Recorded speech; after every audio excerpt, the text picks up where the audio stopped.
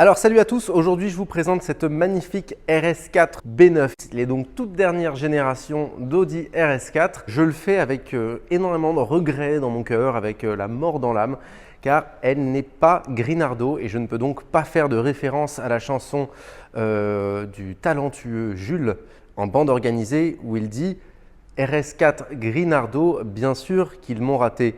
Et je ne peux pas le faire et je suis triste parce que je voulais faire tout un tas de blagues sur cette chanson avec cette voiture. Et ça ne... Excusez-moi, mon téléphone, c'est ma femme. Oui, ma gâtée. Comment ça, personne n'est conduit dans le bon sens? Mais t'es à contresens. Ma chérie, t'es à contresens. Bon, je te laisse, je suis en train de tourner une vidéo. Excusez-moi.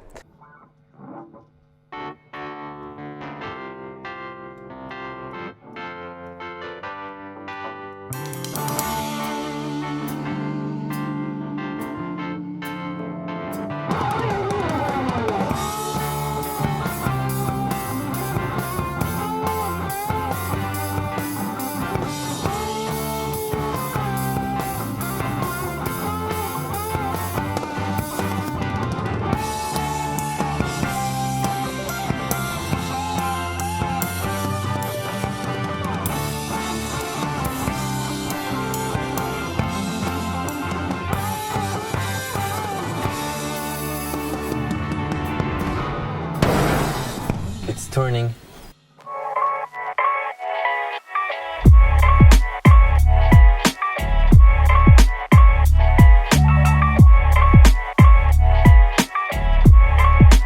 Donc, je vous présente cette voiture que nous avons à la vente. Il s'agit donc d'une RS4.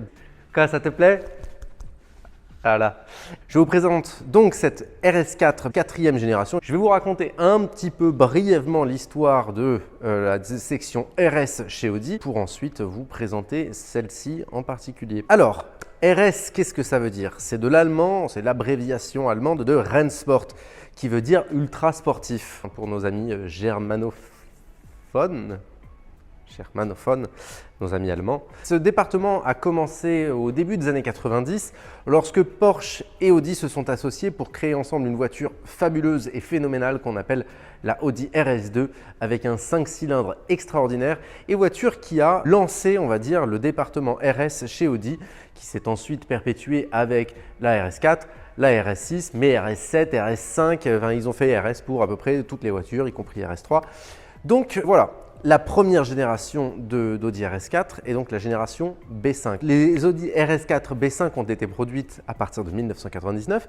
Elles avaient pour vocation de remonter un petit peu la gamme chez Audi, de générer quelque chose d'un petit peu plus haut de gamme tout simplement pour venir concurrencer Mercedes AMG et BMW Motorsport, donc avec des véhicules de type berline ou break, des voitures familiales mais très motorisées, très musclées et en fait faire un espèce de crossover entre des voitures sportives et des voitures du quotidien. La toute première version de la Audi RS4 était proposée avec un V6 de 2,7 litres qui avait été emprunté à la S4 qui a de base généré 265 chevaux et qui a été monté jusqu'à 321 chevaux. C'est une voiture qui a eu un gros succès puisqu'à la base il en était prévu 3000 exemplaires et on en a eu plus de 6000. Ils ont été obligés de doubler la production tellement la demande avait été importante. Alors ça reste un nombre assez marginal, on s'entend, mais tout de même, ils ont doublé la production prévue tellement la voiture a généré un engouement et tellement cette voiture a été désirée par les clients de la marque. La génération B5 était proposée uniquement en version, la dénomination chez Audi, c'est la version avant, donc qui est un break familial assez classique et on va voir que sur les générations suivantes ça a été un petit peu décliné, ce qui emmène à la génération B7 qui a été produite entre 2005 et 2009. Alors cette génération a tout d'abord été proposée en berline puis en break donc avant et ensuite en cabriolet. La véritable innovation de cette génération c'est son moteur. On a dit au revoir au V6 pour y mettre un V8 de 4 litres 2 qui quand même générait 420 chevaux ce qui n'est pas rien pour l'époque et qui là pour le coup a été le début du gros succès commercial du département RS de chez Audi. C'est une voiture qui s'est vendue à peu près 14 000 exemplaires, entre 14 et 15 000 exemplaires, ce qui est absolument énorme, donc qui a signé vraiment le début de l'essor de tout le département RS, donc comme je le disais avec par la suite les RS6, RS5, RS7 et ainsi de suite. La troisième génération, donc la B8, qui personnellement est ma préférée, tout le monde s'en branle, mais je vous le dis, c'est celle que je trouve la plus réussie. On s'en bat les couilles, on s'en bat les couilles, on s'en bat les couilles. Entre 2012 et 2015. Celle-ci n'est sortie qu'en avant. Elles n'ont pas été proposées en version berline ou en version cabriolet. Toujours équipée d'un V8 4 litres 2 qui cette fois-ci atteint 450 chevaux, ce qui lui permet d'ailleurs sur un 0-100 de rivaliser avec la Carrera S de l'époque qui était donc la 97 phase 2, ce qui est absolument énorme pour une voiture familiale, ce qui en gros vous permettait de rouler à plus de 200 km/h, 250 km/h pour les versions débridées, avec des vélos sur le toit, des bagages dans le coffre et des enfants sur la banquette arrière. Ce que je ne recommande pas d'ailleurs, mais en tout cas c'était possible avec cette voiture, ce qui est absolument phénoménal. Et ça a été la première génération à proposer une boîte automatique, donc la boîte 7 rapports à double embrayage, qui est absolument géniale, hyper confortable, avec des passages de rapport très rapides et très souples. Donc voilà, on est vraiment sur un véhicule très cool, qui avait vraiment de la gueule, qui était assez discret en fonction de la configuration, qui avait une super sonorité et qui surtout marchait très fort. Vient ensuite la quatrième génération qui est celle-ci, la génération B9 qui a été proposée à partir de 2017, qu'il est toujours aujourd'hui, suite à un restylage bien entendu. Il y a eu, on va dire, entre guillemets, 2 phases à cette voiture. Alors cette fois-ci, on a lâché le V8, on est reparti sur un V6 de 2 litres 9 cette fois-ci, mais toujours en gardant la puissance de 450 chevaux, ce qui est quand même pas déconnant. Et alors ce V6 a pour avantage par rapport au V8 d'être un petit peu moins gourmand, un petit peu plus efficient, ce qui en fait une voiture d'autant plus désirable parce qu'on garde les mêmes performances, voire peut-être un petit peu améliorée, mais avec une consommation nettement plus maîtrisée. Et ça, en 2023, ça a quand même son importance. Bien entendu, c'est une voiture qui, comme toutes les voitures de tous les constructeurs, de toutes les marques, c'est un peu embourgeoisé avec le temps. On est parti d'une voiture de voyou, très clairement c'était une voiture de voyou, à une voiture de parents, de gens très respectables, avec un bon travail généralement, parce que c'est quand même des voitures qui ne sont pas données. Mais en tout cas voilà, on a une voiture qui s'est embourgeoisée. La RS4 a eu pendant de très longues années la réputation, comme je le disais, d'être une voiture de voyous. C'est une voiture qui a été extrêmement carjackée, qui a été très volée. Maman, Claudia, pareil. Dis, je viens de me faire carjacker. Je dis, je viens de me faire carjacker.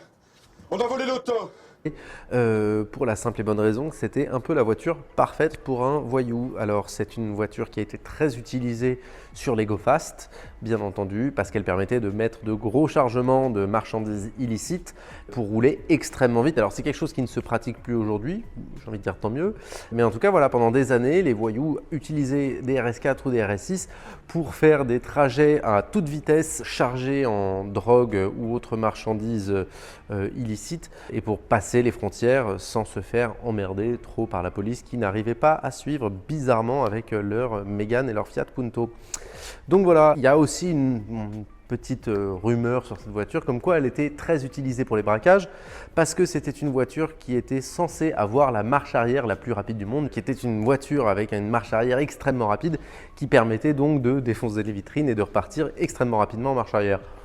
Voilà, connaître la véracité, je ne connais pas suffisamment de bandits pour avoir une validation de ces derniers sur ces propos que je viens de tenir. Mais en tout cas, c'était la légende, c'est un peu le mythe autour de cette voiture.